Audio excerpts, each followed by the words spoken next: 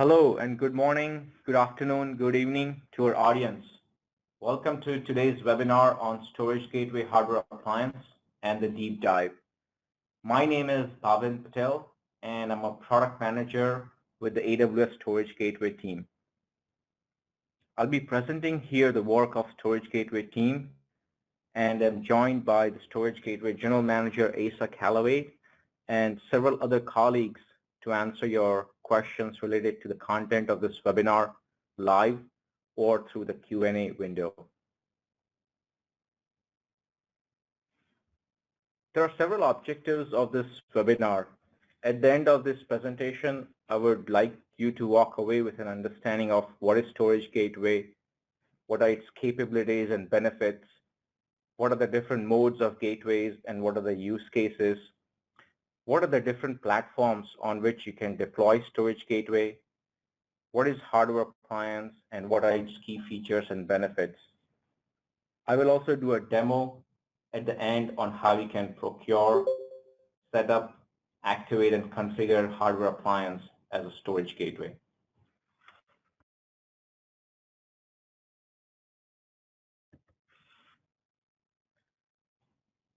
So what is the customer problem we are trying to address with Storage Gateway?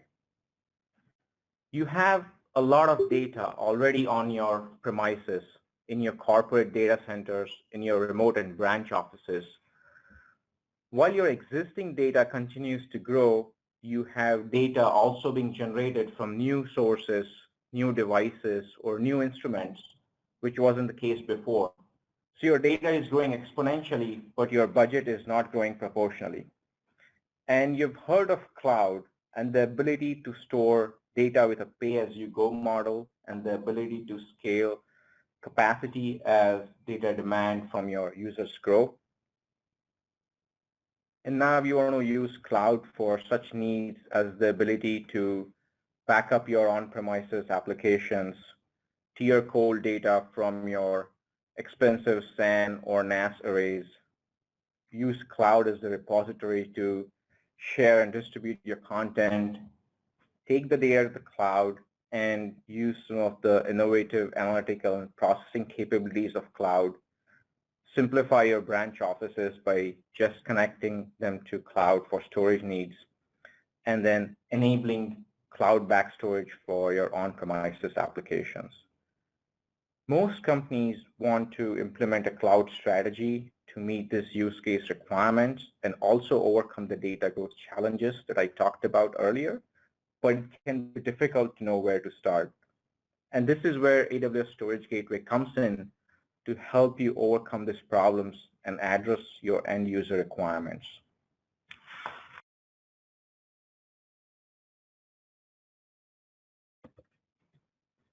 So what is AWS Storage Gateway? The AWS Storage Gateway is typically deployed in your existing storage environment in your data center or a remote office or a branch office. The left-hand side of the diagram here. You connect your existing applications, storage systems, or devices to the storage gateway that's running on premises. Storage Gateway provides industry standard storage protocol interfaces so applications can connect to it without you having to rewrite the app or make any other changes to your workflows. The gateway in turn connects these applications and workloads to Storage Gateway service running in the cloud, allowing you to store your data securely and durably in Amazon S3, Amazon Glacier, or as Amazon EBS snapshots, essentially the right-hand side of the diagram here. Not only that, you can also take advantage of cloud scalability for your on-premise storage needs, essentially not having to worry about maxing out storage ever and only paying for what you use.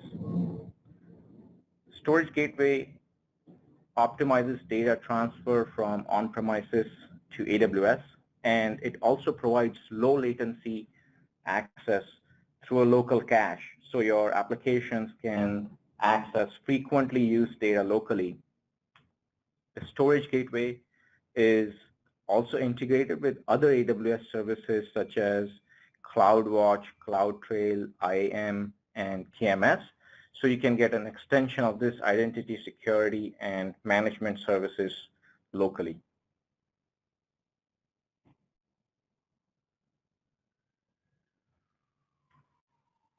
The storage gateway family consists of three different types of gateways: a file gateway, a volume gateway, and a tape gateway. And I'll go into a bit more detail in each of these shortly in the next few slides, but at a very high level, a file gateway is used to store and access files from file-based applications running on premises as objects in Amazon S3. The volume gateway provides block storage to your on-premises applications with local caching for performance and is backed by cloud storage, Amazon EBS snapshots, and volume clones. And finally, the tape gateway provides a drop-in replacement for your physical tape-based backup infrastructure and is integrated with AWS storage services such as S3 and Glacier. And I will dive into each of these gateways shortly.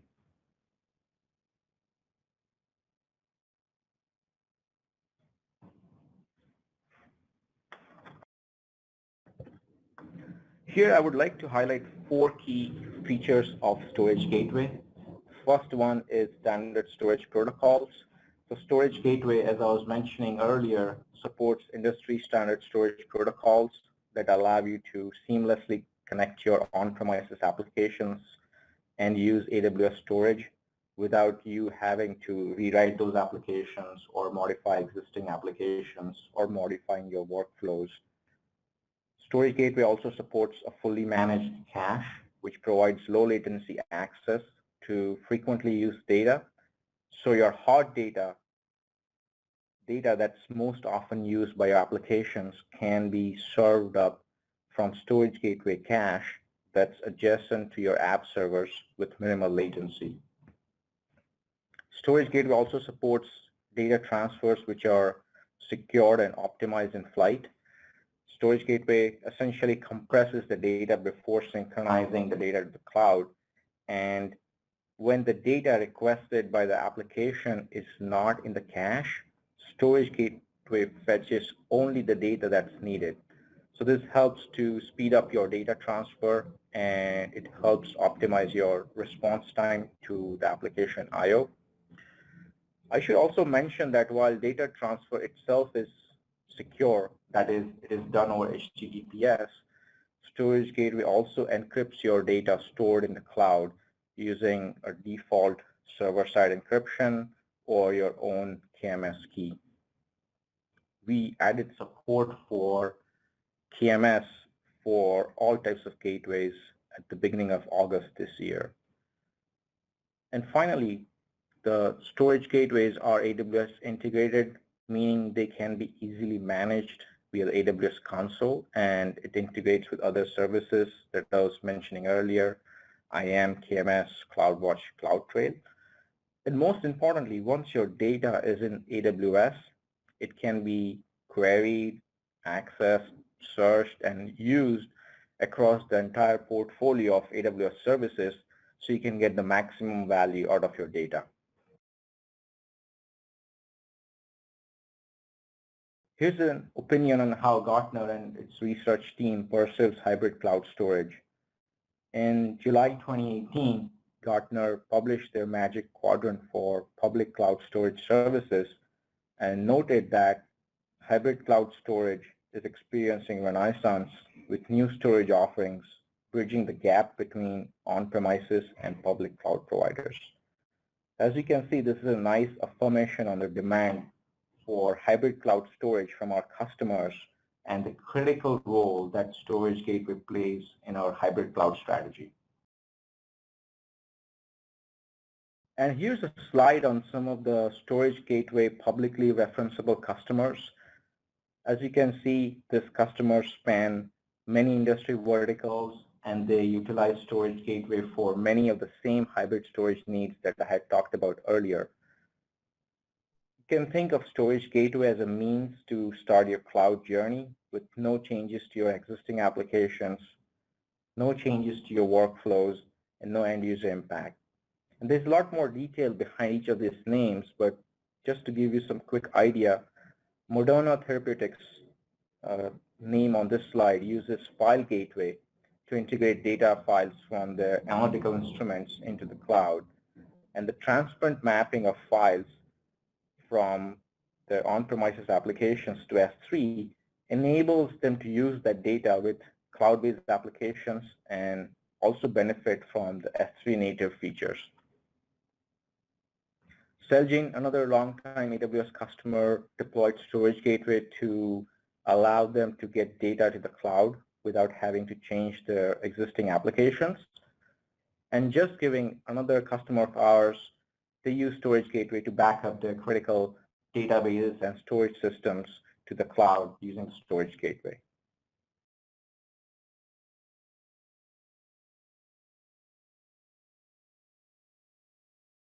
Now that you have the foundational layer of what is Storage Gateway, its key features, the different types of gateways and customers, let me dive into each gateway type in detail next. I will go through the key capabilities, benefits, and use cases for each of the three gateways. And the first one up here is the File Gateway. So from a capability standpoint, the File Gateway presents NFS mount point or an SMB share to your on-premises file-based applications, and it enables you to store and retrieve these files as objects in Amazon S3. File Gateway preserves the ownership, permissions, and timestamp and the user metadata of the object that's associated with the file in S3. And it also provides local cache to hold the data and the metadata for the data that's frequently accessed by your applications. File Gateway also provides the ability to sync or refresh your cache so you can update specific folders that are local to the File Gateway from S3. So your applications can more quickly see updates to their portions of the Amazon S3 bucket. And this basically enables you to more efficiently distribute content using multiple gateways in a globally distributed hybrid cloud architecture. And finally, File Gateway leverages HTTPS connection to the cloud for secure cloud transfer or secure data transfer. And you can also use server-side encryption in S3, or you can use KMS to encrypt your data once it's there in S3.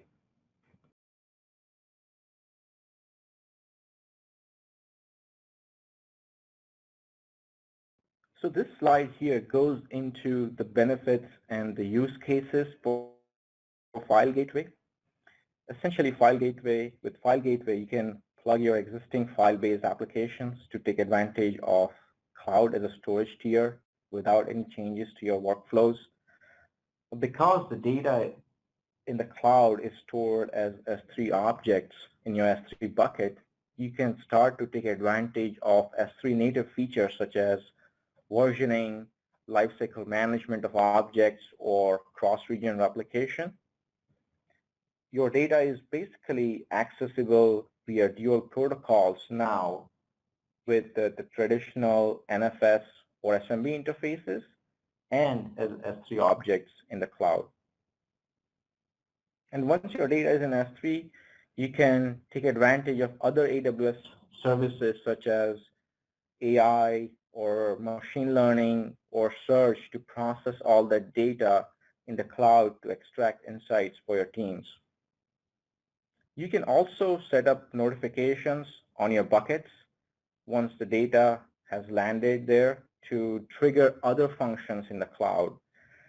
And all of these capabilities and benefits enable use cases such as the ones listed here. For example, you could use File Gateway as a disk target to back up your files and databases in cloud, or use it for hybrid workflows, or you can use it to provide low latency access to editing and producing teams in the media and entertainment space such that locally enriched content can then be distributed via processing at other sites. You can also use cloud as content repository for sharing and distribution in cases where you have many offices and don't want to set up those n-squared connections between those offices. The cloud can provide a simple hub and spoke connectivity to share that content globally across all your offices.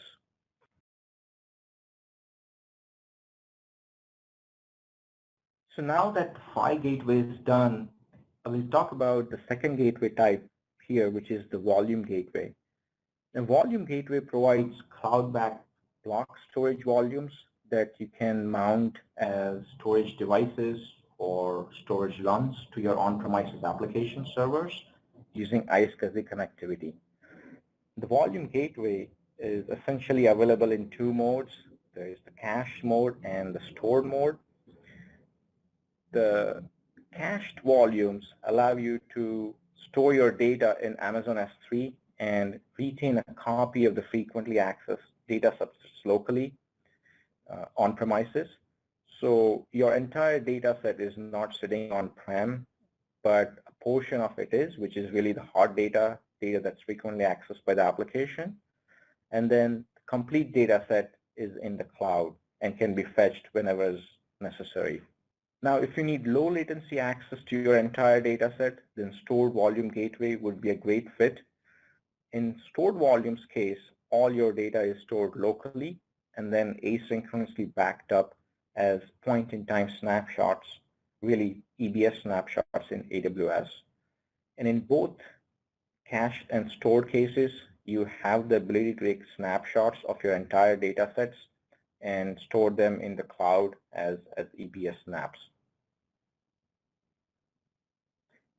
Volume Gateway also provides compression capability, so you can compress your data prior to synchronizing with the cloud, and the data transfer to cloud itself is encrypted over HTTPS.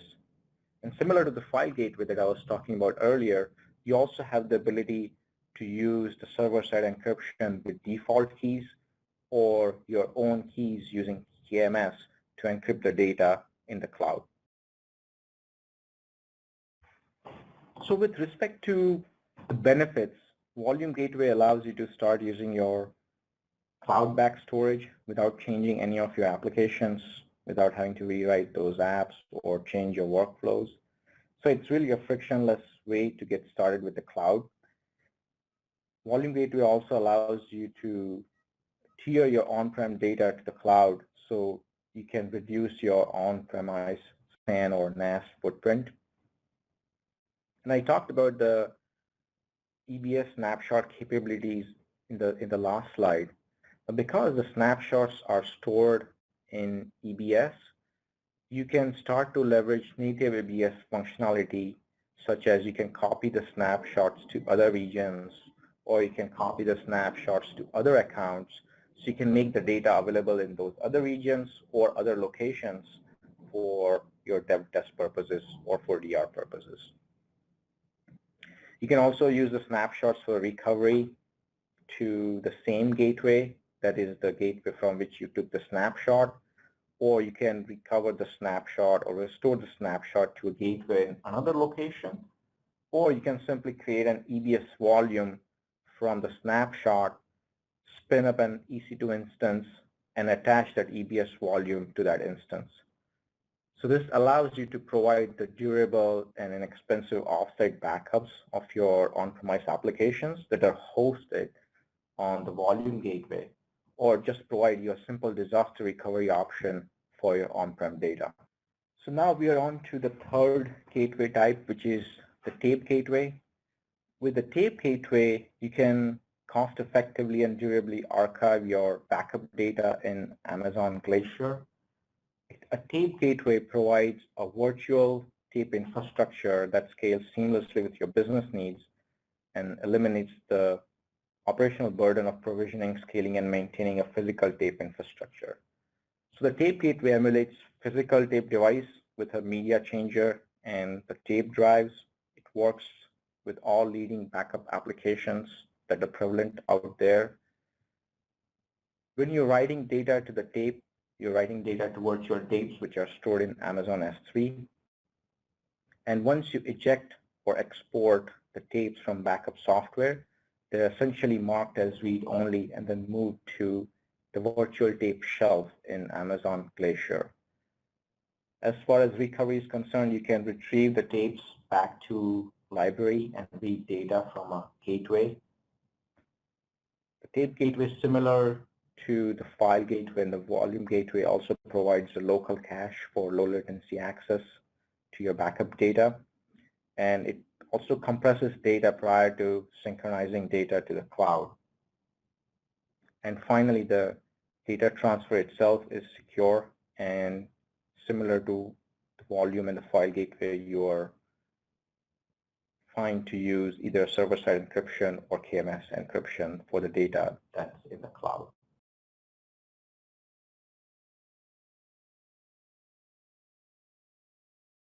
So with respect to the tape gateway benefits, you can start backing up your data to the cloud without changing any of your backup workflows. So instead of diverting your backups to physical tapes, you can simply point the backup application to using the virtual tapes in the tape gateway. It also provides you access to the recent data in the cache, so you can restore fast.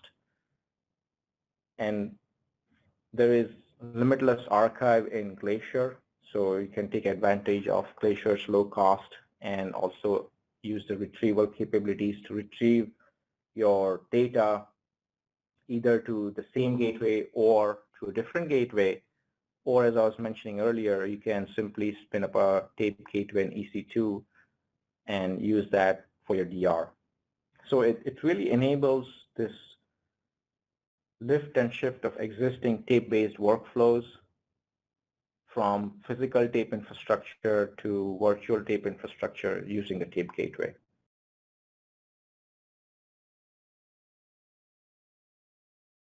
So you may ask, now that all I know about all the capabilities of Storage Gateway and the benefits and the use cases, how can I deploy one?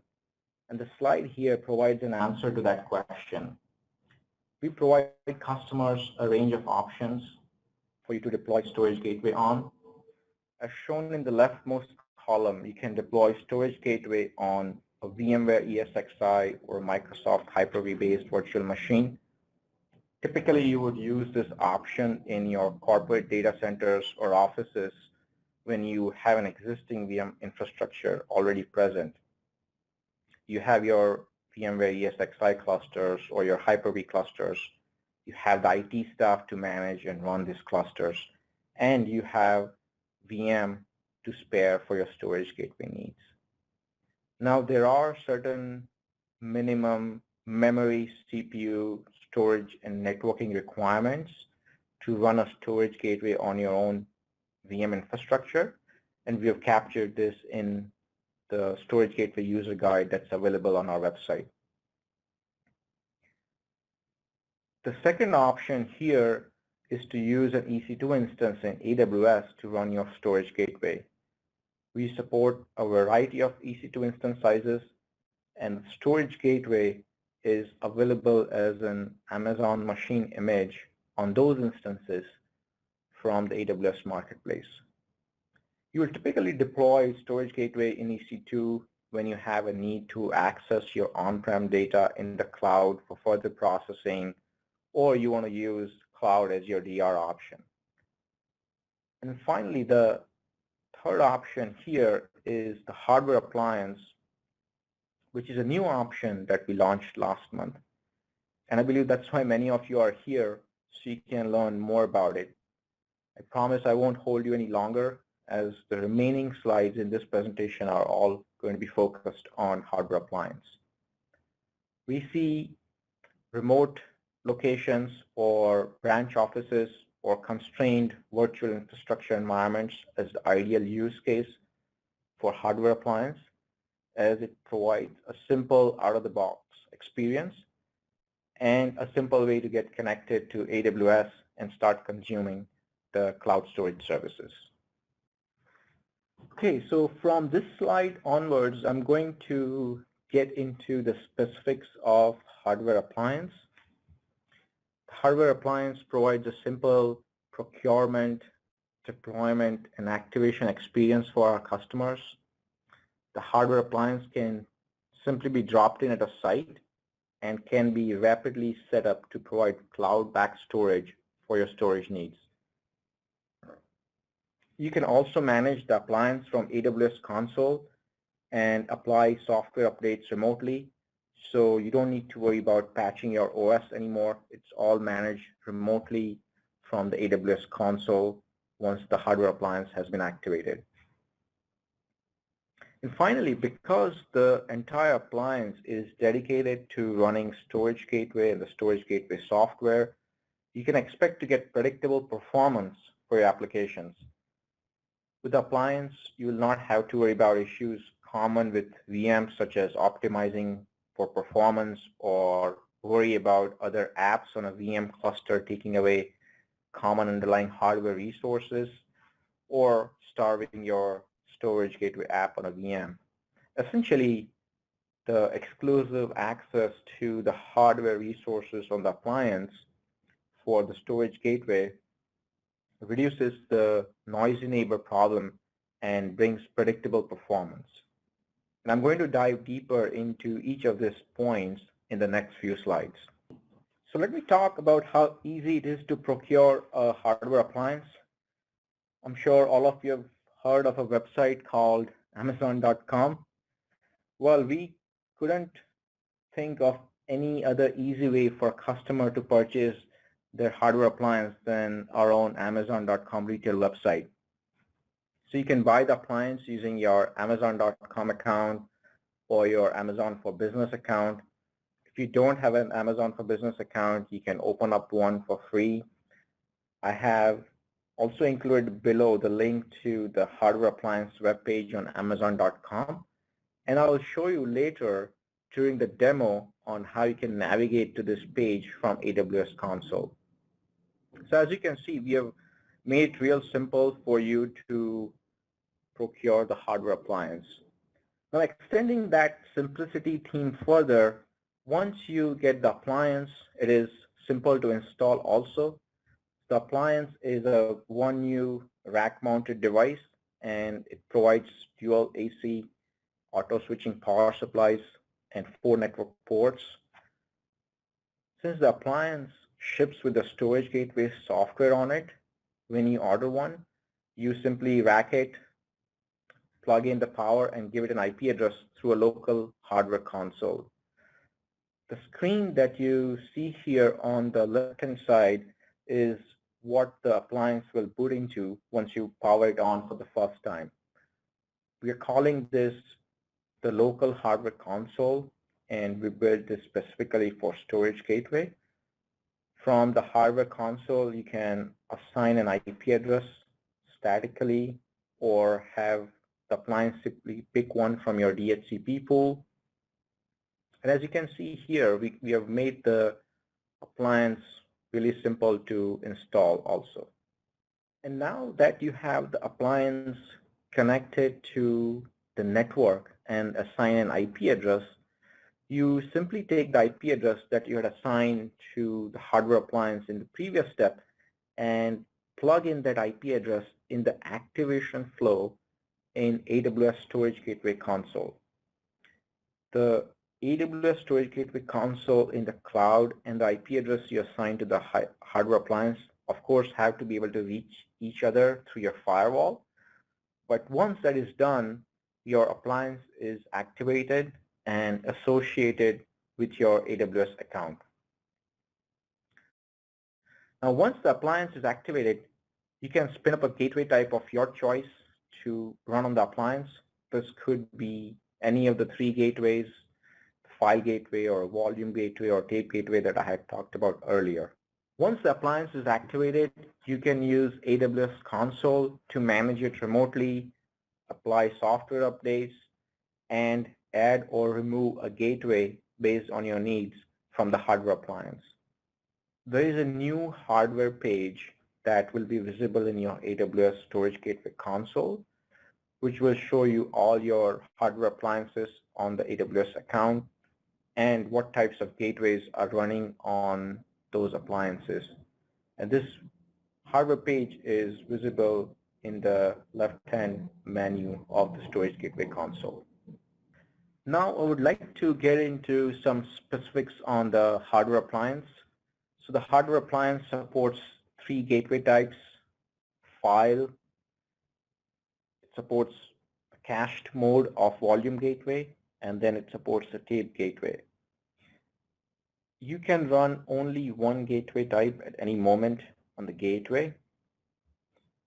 The cache and the upload buffer configurations for each gateway type have been standardized to offer an optimized configuration. The hardware appliance has built-in redundancy with dual power supplies and dual drives for booting the storage gateway software. And then for the user data, the data that is used by your applications, we are using ZFS for RAID. There are 4 1.92 terabyte SSDs in the appliance in RAID Z1 configuration, which is similar to RAID 5 and can tolerate failure of one SSD. So we have provided some fault tolerance while maximizing for storage and performance.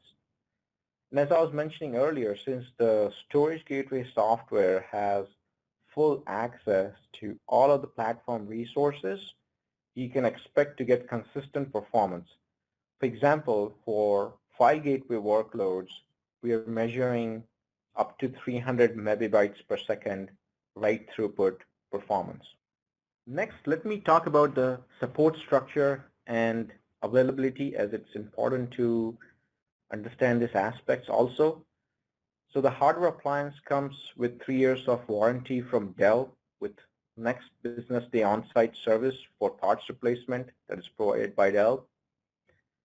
For issues with the appliance, you will call your regular AWS support line and will engage Dell support as needed. We highly recommend that you purchase AWS Premium support for the appliance so that you can take advantage of having AWS support engage with you and Dell for any issues related to your hardware appliance. I should also mention that we have added the ability to open up a support channel through the local hardware console that I was showing you earlier.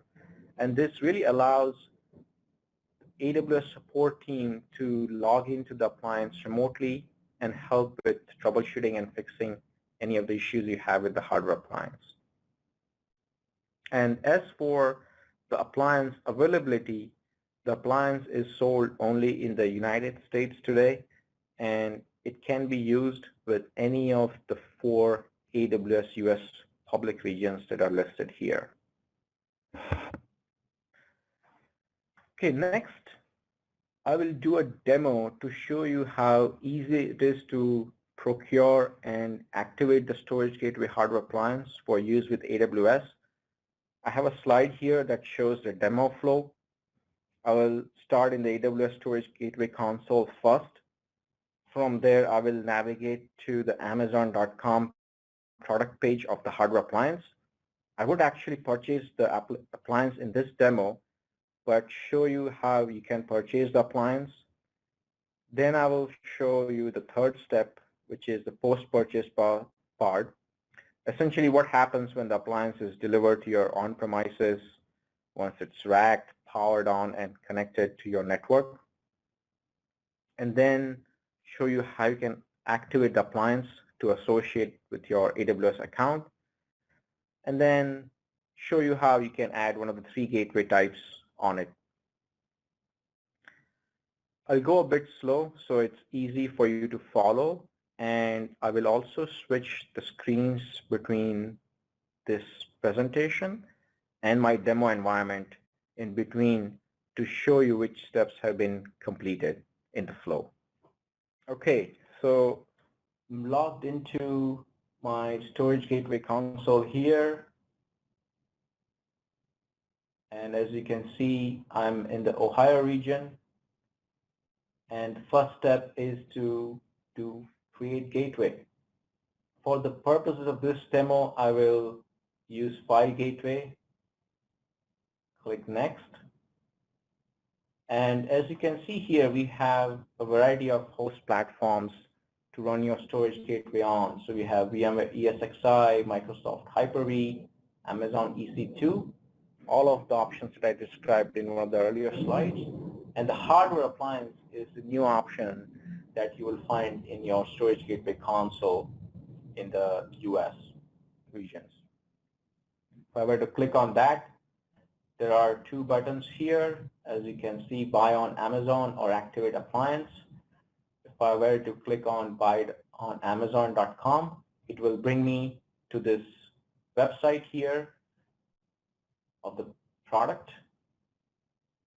I can click on add to cart. I can proceed to checkout. In this case, I won't actually purchase,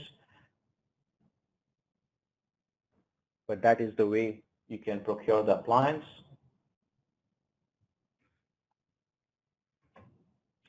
So as you can see here, we have gone to the AWS console. I've shown you how to purchase the hardware appliance. And this is what happens once the appliance gets delivered. I'm showing here a picture of my colleague's dog who was very protective of the appliance. And when you actually open up the box, not only will it contain the appliance, but you will also find a shipment droplet, or really a one-pager that you see here on the right-hand side with high-level instructions on the web resources you can visit for appliance setup and support. Next, I'm going to show you what my lab looks like here. So I have the appliance, the topmost appliance that I'm using for this demo. It's like racked here. I'm showing the front and the rear of the appliance here as well.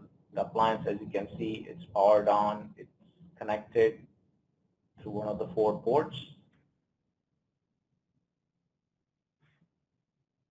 Okay, now that the appliance has been powered, has been racked, it has been powered on, and it has been connected to the network, the next step is to go to your local console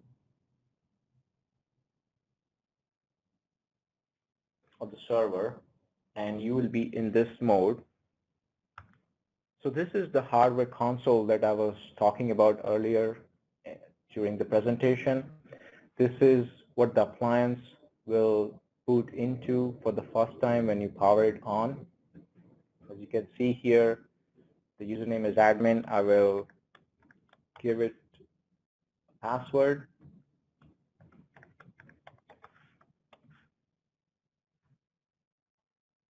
And once I'm in, I'm able to see all the 4 ports that I was showing you earlier that are at the rear of the appliance. One of the ports is connected, which is the EM1 interface. The others are not connected, as you can see here. And this is the IP address that's been assigned by the DHCP pool. And I will use this IP address to plug in to the AWS Storage Gateway console to activate the appliance. So the IP address here is 10.1.4.5. Go to the AWS Storage Gateway console. I would be at this page. If you're not, you can come back to this page and click on the hardware appliance and click Activate Appliance.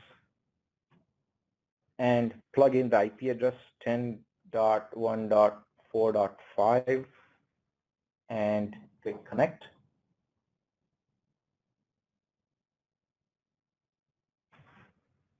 As you can see, I'm in the US East region. I will give the appliance a name. Webinar demo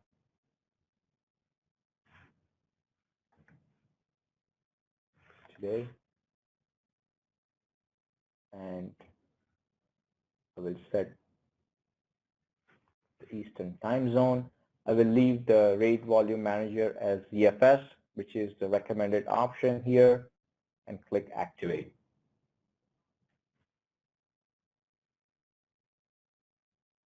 As you can see, the appliance was activated successfully. This is the confirmation message that I received.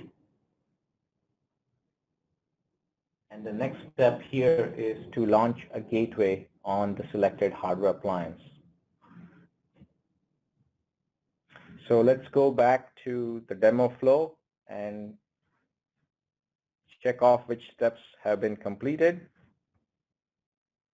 To racked and powered and networked the appliance, we have activated the appliance, and now we are about to add the storage gateway type.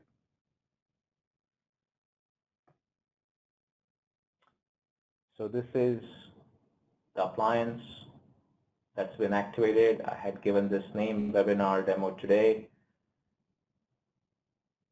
Next step is to actions, launch gateway, and I will use file gateway as the gateway type, and I will give it a name, webinar demo today file gateway, and click launch gateway.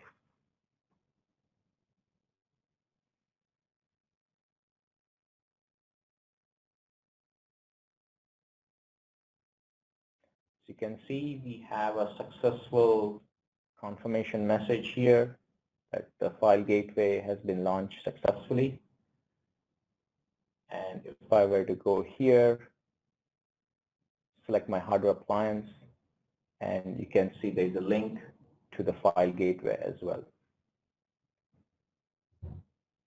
So as you can see, we've activated the gateway type here as well now.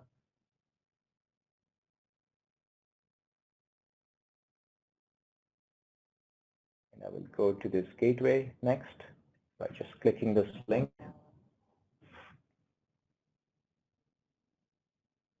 As you can see, the gateway is offline right now because it's restarting, getting the new image from AWS.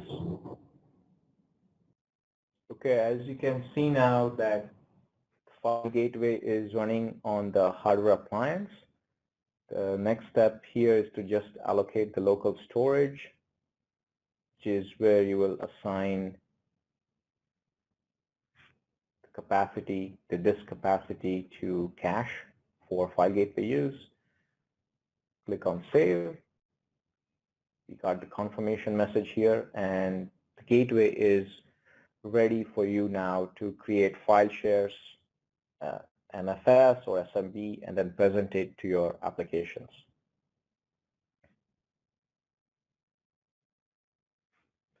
Okay, so this was the demo flow that I went through. I went to the AWS console first. From there, I showed you how you can procure the hardware appliance. Once the appliance arrives, I showed you the racked, powered, and networked appliance from my demo environment. Then I showed you how you can provision the IP address on the appliance and how you can take that IP address and plug it into the AWS Storage Gateway console and then activate it. And after that, I showed you how you can add one of the 3 gateway types. In the demo, I used the file gateway to add to the hardware appliance.